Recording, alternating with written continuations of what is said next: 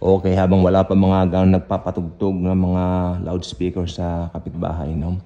Okay, you know what? When I was young, there's this one guy na parang college student siya, na parang weirdo, and all of the kids like me, parang binubuli-buli siya, parang pinagtatawanan siyang ganon-ganon. Ako naman, nakikiray doon lang. I was 7 or 8 at that time.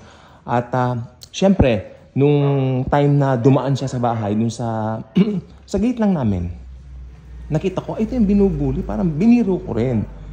Then nag-respond siya sa akin. Ito talagang tumanim sa akin. Sabi niya, ikaw, ipapakulam kita sa matanda. Imagine mo yan, 7 or 8-year-old boy, no? Sinabihan ng ganyan. May epekto po talaga yun sa akin. Aminin ko po, natakot ako doon. At talagang itong taong ito ay, anong tawag po dito?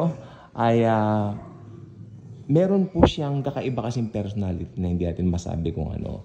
Pero kilala naman siya ng mother at father ko.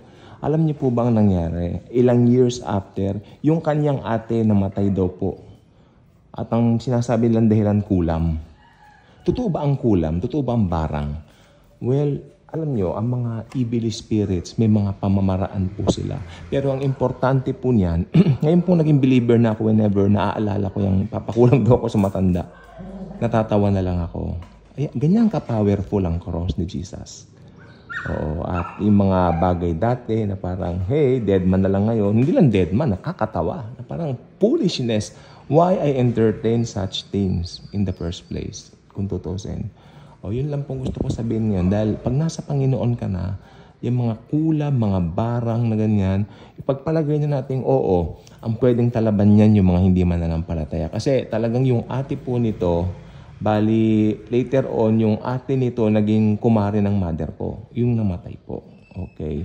At nung sinasabi nila, dahil nakipag-away daw ito raw po ay kinulam. Tapos sabi naman ng isa, hindi lang kulam, barang daw.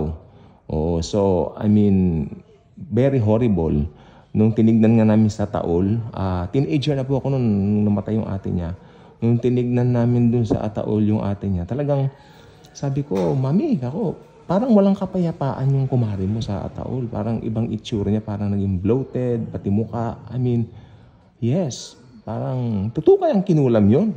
Akong ganon. O yan ang sabi, kinulam. Pero siyempre, bilang mga may background naman sa Bible, hindi ka basta-basta maniniwala. Pero sa lalim ng pag-aaral ko, alam nyo, ngayon, parang totoo na nga po yata na talagang meron. Ang tatalaban ng kulam mga unbeliever. Kasi ang gumagawa niyan, unbeliever, gagawa niya, unbeliever din. So magtatalaban yan.